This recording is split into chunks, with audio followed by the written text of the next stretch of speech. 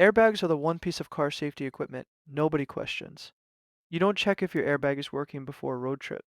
You don't think about it when you buy a used car beyond confirming one exists. It's baked into how safe a car feels. A dashboard, a steering wheel, and somewhere behind the plastic. Something designed to save your life in the worst half second of a crash. And for the vast majority of the roughly 290 million registered vehicles in the US, that's exactly what it does. But there's a documented, specific, and still not fully resolved way that the exact device meant to save you can be the thing that kills you instead. To understand how, you need to understand what an airbag actually is, which most people have never really thought about. It's not a cushion waiting to be released. It's a small, controlled explosion.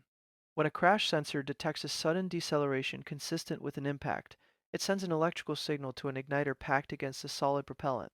That propellant burns almost instantly, producing a large volume of nitrogen gas, and that gas inflates the airbag from completely flat to fully deployed in about 20 to 30 milliseconds, faster than you can blink. The bag then bursts out of the steering wheel or dashboard at speeds that can exceed 200 miles an hour. That force isn't a design flaw. It has to be that violent because it has roughly a tenth of a second to get between your body and the windshield. Even working exactly as designed, that force is dangerous to be close to. Airbags deploy with enough energy to break bones, particularly in anyone sitting too close to the wheel, anyone out of position at the moment of impact, or anyone smaller than the crash dummies the system was calibrated around. The bag needs a certain amount of distance to fully inflate before it makes contact, and if a person's face or chest is already pressed close to the wheel when the sensor triggers, they take the impact of a rapidly expanding bag still on its way to full pressure, which hits differently than a fully cushioned one. Short-statured drivers, children, and people who lean forward against the dash are disproportionately injured by airbags that function exactly as intended. That's why the safety guidance is so specific. Children under 13 belong in the back seat, and drivers are told to sit at least 10 inches from the steering wheel. Older adults face a related but different risk. Airbag deployment force delivered to a chest with reduced bone density from osteoporosis can fracture ribs or sternum. In a crash, a younger occupant would walk away from with bruising. None of these are reasons to disable an airbag. They're the reasons the guidance exists in the first place. NHTSA credits frontal airbags with saving more than 50,000 lives in the US between 1987 and 2017 alone, cutting driver death risk by roughly 29% and front passenger death risk by roughly 32% in relevant crashes. Separately, NHTSA has also linked airbag deployment itself, not defects, just the deployment force, to close to 300 deaths since 1990, almost all of them exactly the out of position and small occupant cases described above. That's the baseline risk, built into the physics of the device, and it's a trade NHTSA and every automaker has made deliberately, because the alternative is worse. What happened with one specific manufacturer is a different story entirely. Starting in the late 1990s, an airbag manufacturer called Takata began using a propellant called ammonium nitrate to inflate its airbags, built without a chemical drying agent that other manufacturers considered necessary to keep it stable. It was cheaper than the alternatives, and every other major airbag maker had already ruled ammonium nitrate out for exactly this reason. Its stability problems were well known in the industry. Some of Takata's own engineers reportedly raised concerns about the choice at the time. Without that drying agent, repeated exposure to heat and humidity, the kind any car experiences sitting in a driveway through a normal cycle of seasons, causes the compound to degrade. And a degraded batch of ammonium nitrate doesn't just burn more slowly or fail to inflate the bag. It can burn far too fast, generating far more pressure than the metal canister housing it was built to contain. The first known rupture happened in May 2004 in a 2002 model year vehicle in Alabama, and Takata was notified of it by 2005. For years afterward, isolated ruptures were treated as one-off manufacturing defects rather than a pattern tied to the propellant itself. Honda issued the first recall in November 2008, and it covered fewer than 4,000 vehicles, specific 2001 Accords and Civics built with inflators from a narrow 6-week production window. It took years more, and many more ruptures before investigators connected the dots to the chemistry itself rather than a manufacturing fluke. And NHTSA's investigation escalated through 2014, culminating in a massive recall expansion in May 2016 that added tens of millions more inflators on top of what had already been recalled. When a degraded inflator fails, the airbag doesn't just deploy, it ruptures. The metal inflator housing, designed to stay sealed under normal combustion pressure, tears apart under the excess pressure, and sends metal fragments outward at the same speed the airbag itself was supposed to travel. Instead of a cushion arriving to protect your face and chest, shrapnel arrives first. Victims have been struck in the neck, the face, and the chest by fragments of their own car's safety equipment, in crashes that would otherwise have been minor.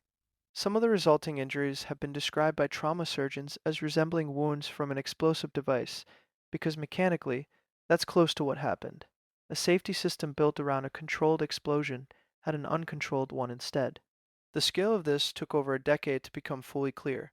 Takata airbag inflators were recalled across roughly 67 million units, covering about 42 million vehicles in the United States alone, and more than 100 million inflators worldwide, spanning nearly every major automaker: Honda, Toyota, Ford, BMW, Chrysler, Nissan, Mazda, and dozens of others that had all sourced inflators from the same supplier. It remains the largest automotive recall in history, larger than any single manufacturer defect before or since. At least 28 people have died in the US from ruptured Takata inflators, and more than 30 worldwide, with hundreds more injured, some permanently. The risk wasn't evenly distributed either. Vehicles in consistently hot, humid climates, Florida, the Gulf Coast, Puerto Rico, Southeast Asia, showed dramatically higher rupture rates, because heat and humidity were the exact conditions that degraded the propellant fastest. A car that sat in a Minnesota garage for a decade was safer than the identical model in Miami, purely because of geography. For comparison, most automotive recalls affect a single model or a handful of model years from one manufacturer, tens of thousands of vehicles, sometimes a few 100,000 in a large one. The Takata recall affected more vehicles than the next several largest automotive recalls in history combined. It wasn't confined to one brand's engineering mistake. It was a single component supplier's chemistry decision, replicated across an entire industry that had all trusted the same supplier to get something this basic right.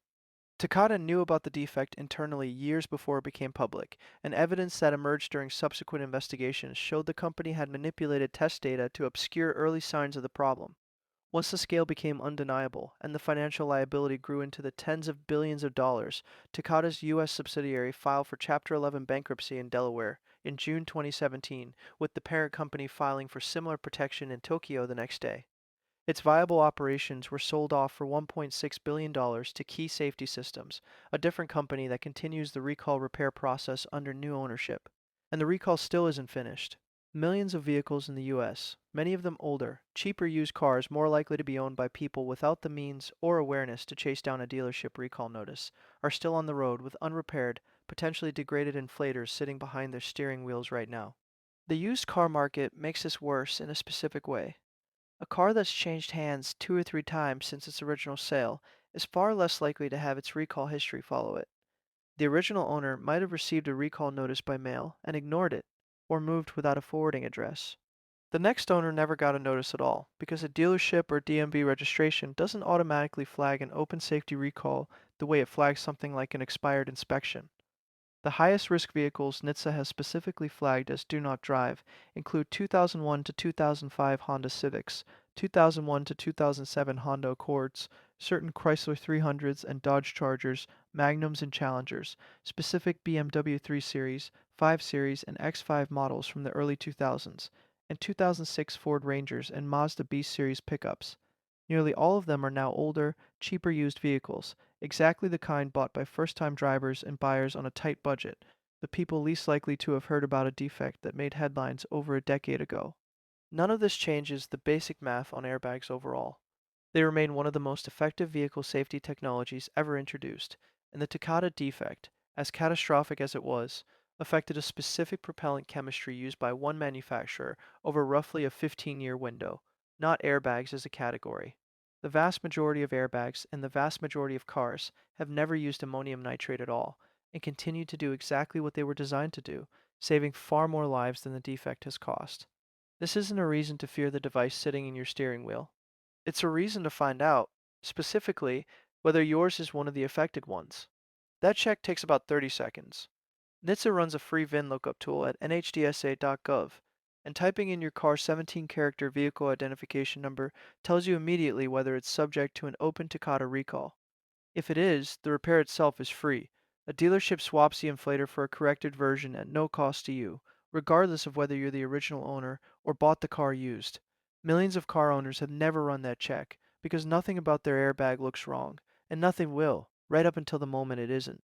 The device that's supposed to protect you in the worst moment of your life gives you no warning at all that it might be the thing waiting to go wrong instead.